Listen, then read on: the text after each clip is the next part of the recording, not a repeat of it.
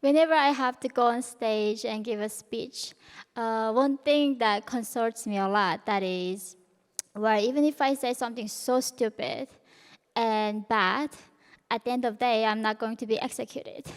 So I should not be afraid. And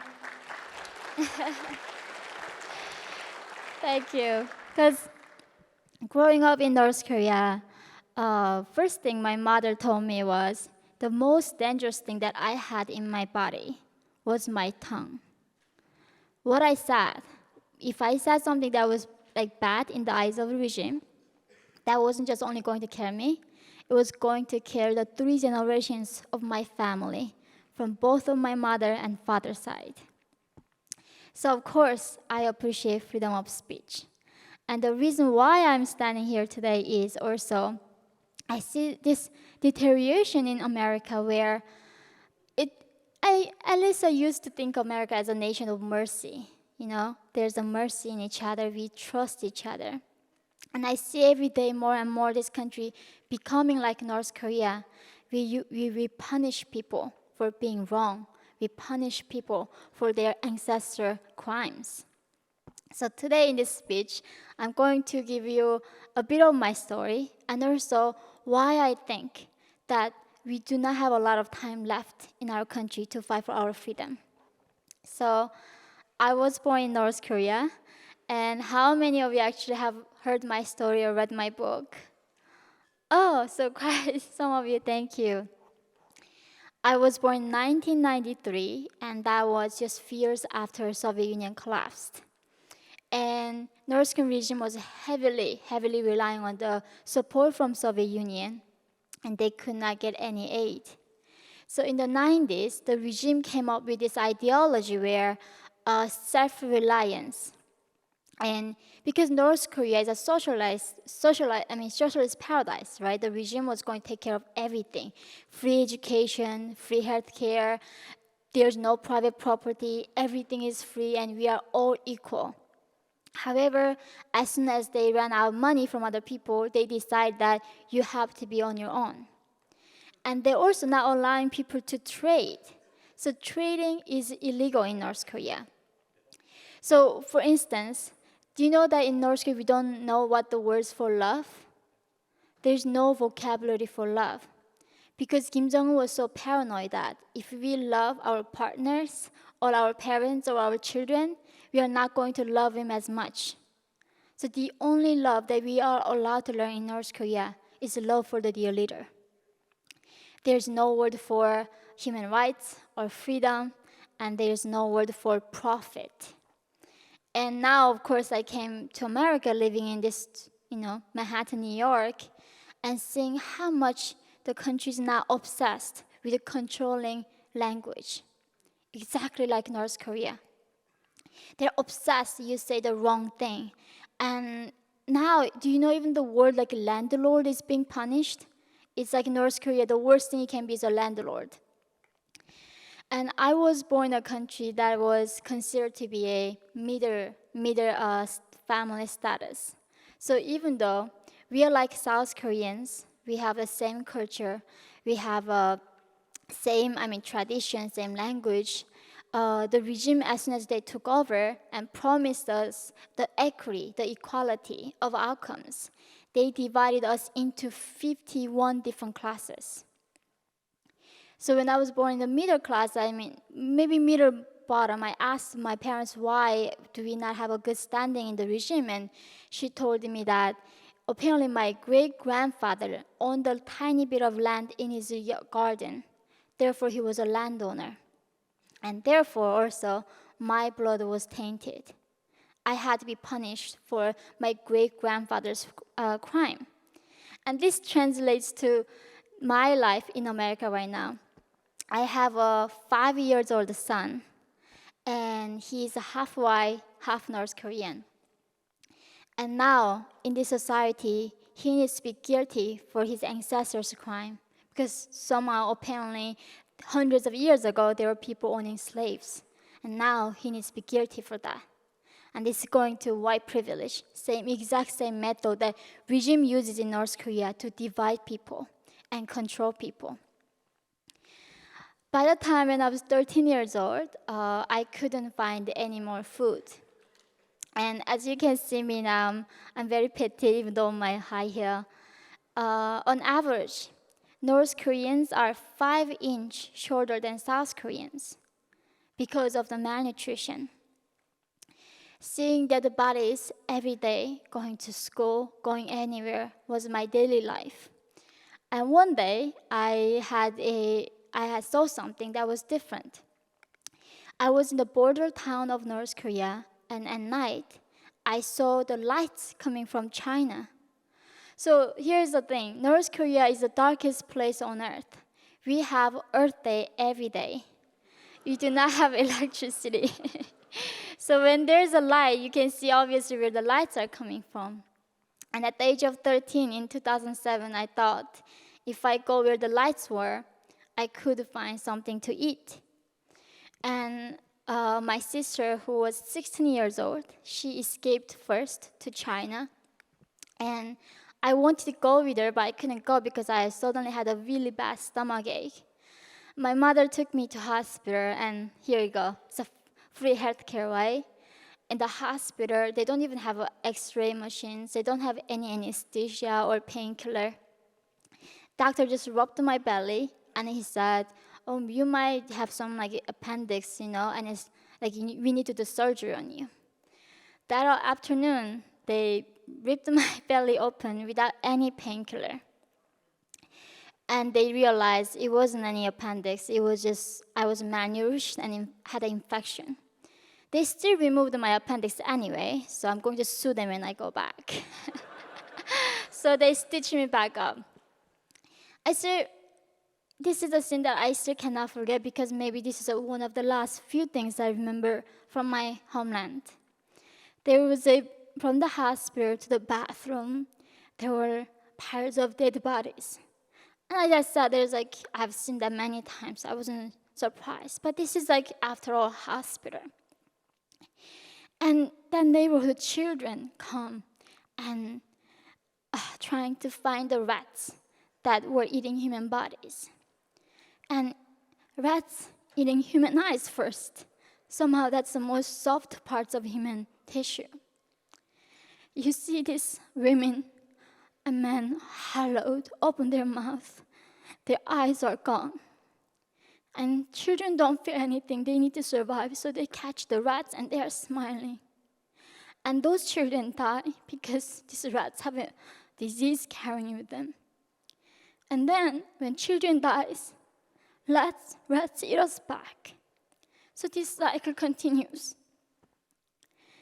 And that's when I realized, no matter what, I have to get out of this country. A few days later, we found a lady who wanted to help us to go to China. We didn't ask why she wanted to help me.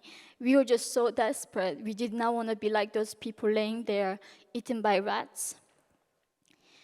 The price of us crossing that border safely to China was being sold as sex slaves. So right now, at this very moment, when so many people in America are denouncing how slavery is so bad, there are 300,000 North Korean young girls just like me are being sold daily. And there are 50 million people around the globe are modern-day slaves right now at this very moment. As soon as I arrived in China, the first thing I see was my mom being raped. And the broker told me, because of the one-child policy in China, they killed all the girls and aborted the girls. There's a lack of women. There are more than 33 million Chinese men cannot find wives. So they told us that we need to be sold as wives or sex slaves. And you think this is the worst thing can happen to 13-year-old being sold as a sex slaves. But no, there are 4 places that North Korean women end up in China. One is organ harvesting. They just take you to the basement, take your organs, and discard you like an animal. Second place they take you right now in China for North Korean women is one village of men by a one girl and rape her until she dies. Or they put them in a brothels and give them drugs and rape them. Usually these girls do not last more than 3 to 6 months and get killed. The last place, if you're lucky, you do find a fake husband who's gonna rape you, but you don't get gang raped every day. My mom and myself ended up in that place. We were both one person, and in the 21st century, my mother was sold for $65, and I was sold for over $200 because I was a virgin and I was a child. 2 years living like that, not knowing that I was oppressed, not knowing what freedom was.